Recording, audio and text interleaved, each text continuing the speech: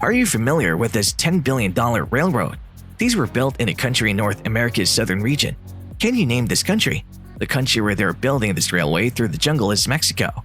Mexico is listed as the sixth most popular tourist destination in the world in 2017. Mexico is home to a sizable number of UNESCO World Heritage Sites, which include historic buildings, colonial cities, and natural areas, in addition to several examples of contemporary public and private architecture.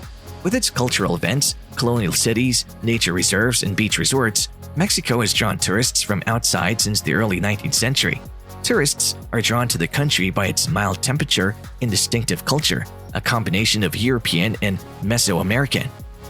Tren Maya, a sizable new railway being built by Mexico, will span the peninsula. More than 1,500 kilometers of the track will connect important ruined sites, beaches, and resorts through the jungle. However, this construction is causing a lot of controversy. Environmentalists are all against this construction because it poses a threat to nature. Currently, they're trying to stop this construction from moving forward. In the meantime, officials are moving the project forward at full speed because they strongly believe that the economic benefits will outweigh any drawbacks. They're constructing this in the Yucatan Peninsula. Many of the region's major cities were still underdeveloped 50 years ago, and agriculture accounted for a sizable portion of the economy. The construction of hotels and airports in places such as Cozumel and Cancun was started in Mexico in the 1970s. This region was home to one of the largest Mayan populations long before the visitors arrived. The Mayans were an ancient indigenous culture with a vast history that dates back hundreds of years. Many of the buildings they created, including pyramids and temples, are still in existence today and are now well-liked tourist attractions. One of the other Mayan cities chock full of antiquated ruins is Chichen Itza. Typically, tourists get to these locations from Cancun by using Mexico's bus system. It is very difficult to get to these places due to the long hours of bus trips. The nation unveiled one of its largest infrastructure projects to date in 2018, a 1,500-kilometer train network known as the Maya Train, or Tren Maya in Spanish.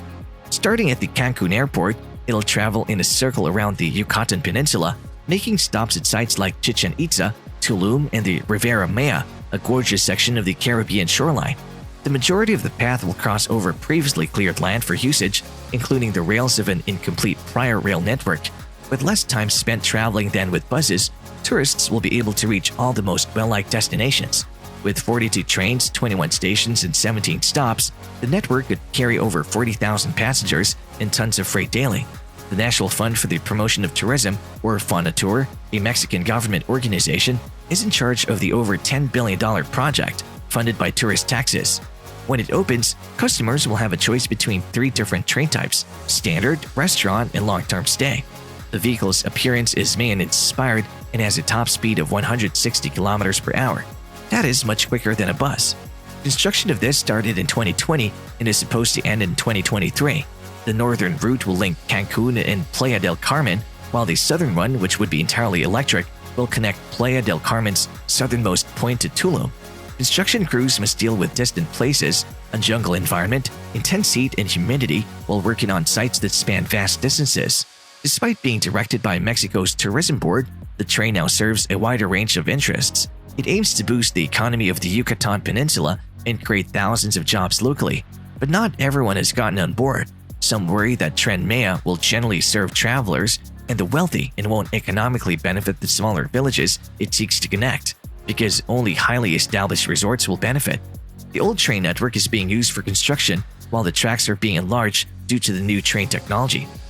And therein lies the main problem. Wider tracks result in more people using this space and more land being cleared. Many locals are now rebelling. Over 25 injunction requests have already been made, adding to the extensive list of legal problems that people have with the project. Despite the train's name and design featuring the word Maya, many indigenous groups oppose it. They claim that historic sites, both known and unknown, are in danger. Communities were meant to be informed about the project by officials, but indigenous leaders contend that only the advantages of the train were presented, not the entire depth of its effects. They claim that most of these meetings weren't conducted in the native tongue of the attendees. The Mexican government claims that through conducting assemblies, it reached deals with the local communities and that it still maintains an ongoing, unrestricted conversation. A group of archaeologists from Fonatur has been working to record anything discovered during excavation along the path, and to date, They have tallied more than 19,000 artifacts and 160 burials. However, not only artifacts are being uprooted, the Yucatan Peninsula had about 3,000 households living there, and the Mexican government declared half a year ago that they needed to evict them. At the time, about 300 of those families were on the verge of doing so. Although housing has been offered to some, many don't like that choice. In Mayan settlements, the housing is not like a typical Western home. They're diverse in terms of kinetics and design, and occasionally there are some really significant questions about the components being used because you can always use any material because of poor geography, bad weather, and other conditions. This construction has turned into a bigger problem now. Many environmental groups are worried about the track's effects on the rare animals that live on the peninsula because parts of it immediately pass through mangroves, savannas, and rainforests.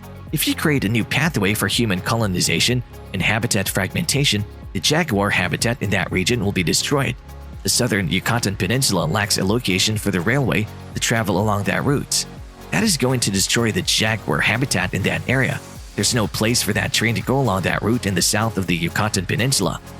120 square kilometers of the jungle have already been cleared due to work, along with roughly 9 million trees. This is the largest rainforest north of the Panama Isthmus. The next one is the Amazon by an order of magnitude. We cannot afford to lose it to this kind of thing. The government contends that trains are less harmful to the environment than motorways and that railway won't have a significant impact because most of the route follows existing tracks. Officials claim that wildlife will be able to traverse securely because of mitigating measures, including overpasses and underpasses. But some opponents feel that it's insufficient. The project has not lately shown any symptoms of slowing down. But in 2022, the government abruptly declared that a portion of Tren Maya would be diverted, causing delays. The hotels in Ain, Cancun, and Tulum and all of that area decided that they didn't want to train right there because it's going to disrupt the traffic to the hotels. The new path will cross a revered and ancient network of underwater tunnels, which could endanger its stability. The development of human life or natural life in the peninsula depends largely on the aquifer. The peninsula ends at that point. Following complaints from the public, the court decreed a temporary suspension. A few days later, work on another railroad section was temporarily put on hold. While several towns have expressed objection to Tren Maya, many others are happy about the train's anticipated economic benefits. According to government statistics, 80% of the communities are in favor of the project, with so many expressing that comparable developments had previously required clearing off portions of the jungle. According to the United Nations Human Settlements, the initiative will quadruple economic growth and reduce poverty by 15% by 2030. Local farms may transfer goods more readily thanks to the railroad. There are obviously differing viewpoints on both sides of this debate. Nevertheless, Rodrigo wants to reach a compromise despite their differences. We really need to hit the brakes and think about a better territorial arrangement based on what we want to do with the Yucatan Peninsula, together with the Maya, together with everyone. Every stakeholder needs to be part of that discussion. Mexico is a wonderful country for tourism. The government claims that if they complete this construction, it'll attract more tourists, while the common people are against this because it causes a threat to nature. If you like this video, give it a thumbs up, and if you have any questions regarding this, please leave your comments in the comment section below.